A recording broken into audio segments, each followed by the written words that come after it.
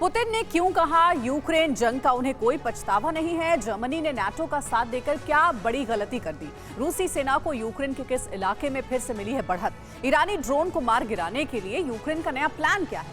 Battlefield से जुड़ी इन सभी खबरों को देखिए टॉप 9 रूस वर्सेस यूक्रेन। रूस और यूक्रेन के बीच कई मोर्चों पर जंग ने और विनाशकारी शक्ल अख्तियार कर लिया है। यूक्रेन ने रूस के बेलगरोड पर भीषण हमले कर रूसी सेना के मिसाइल हमलों का बदला ले लिया है। मिसाइल हमला कर यूक्रेन ने इस बार बेलगरोड के पावर स्टेशन को निशाना बनाया है। सूत्रों के मुताबिक यहाँ यूक्रेन की कामिकाज़े ड्रोन ने भी स्ट्राइक किया। हालांकि इन हमलों में किसी के हताहत होने की खबर नहीं है, लेकिन आशंका है कि अगले कुछ घंटों में रूस इस हमले का जवाब जरूर दे सकता है।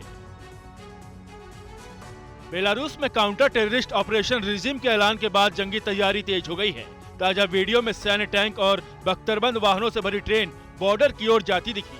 ये ड्रैगन फ्रूट की खेती करके हर एकड़ में हर साल 12 लाख तक कमा लेते हैं। आपको भी करना है तो फ्रीडम ऐप को अभी डाउनलोड कीजिए। बेलारूस पहले ही कह चुका है कि वो पड़ोसी देशों को उकसावे की कार्रवाई का जवाब देने के लिए नया फ्रंट खोल सकता है।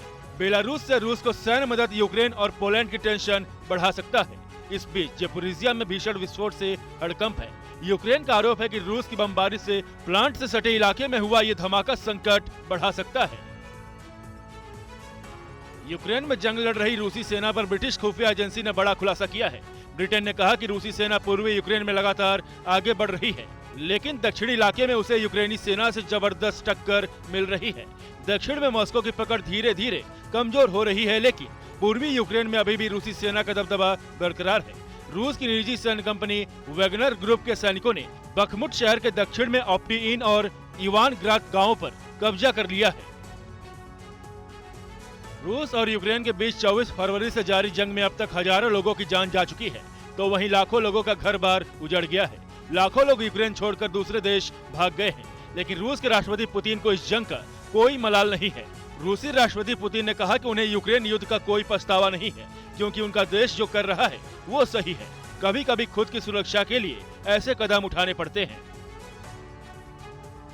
यूक्रेन ने रूसी सेना द्वारा इस्तेमाल किए जा रहे ईरानियन ड्रोन को मार गिराने के लिए नई तकनीक अपनाने का ऐलान किया है। यूक्रेन के रक्षा मंत्री ने कहा कि हमें पता चला है कि रूस के पास अभी 300 से ज्यादा ईरानियन ड्रोन हैं और साथ ही हजारों नए ड्रोन खरीदने की कोशिश कर रहा है। हम ईरानियन ड्रोन को मार गिराने के लिए सिस्टम विकसित कर रहे हैं।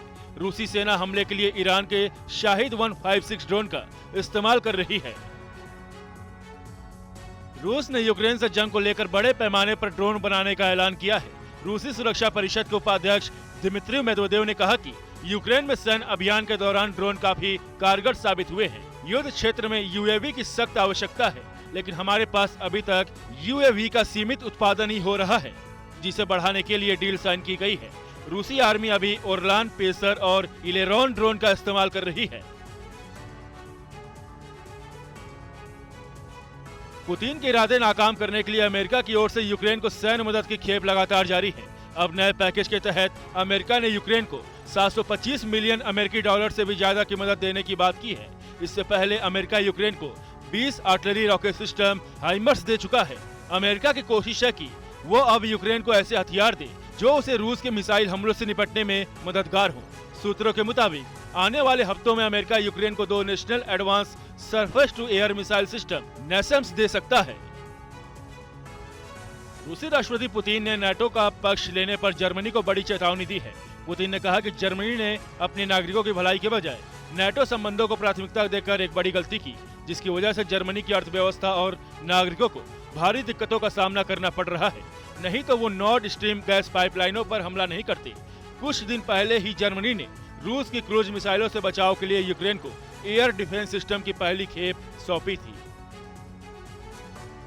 जंग की ग्राउंड रिपोर्टिंग के दौरान टीवी 9 भारतवर्ष की टीम क्रीमिया के सेवस्तोपोल में रूस के उस नेवल बेस पर पहुंची, जिसको अलग थलग करने के लिए क्रीमिया ब्रिज पर हमला हुआ था। तो इस वक्त आप देखिए हमारे कैमरे पर एक के बाद एक कितने बड़े वॉरशिप आपको दिखाई दे रहे हैं। 1 2 3 4 5 एक तरह की वॉरशिप है, वहीं दूसरे अलग अलग तरह की वॉरशिप यहाँ पर मौजूद है।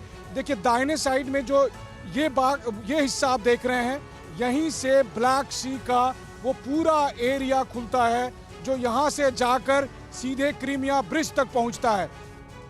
ये ड्रैगन फ्रूट की खेती करके हर एकड़ में हर साल 12 लाख तक कमा लेते हैं। आपको भी करना है तो फ्रीडम ऐप को अभी डाउनलोड कीजिए।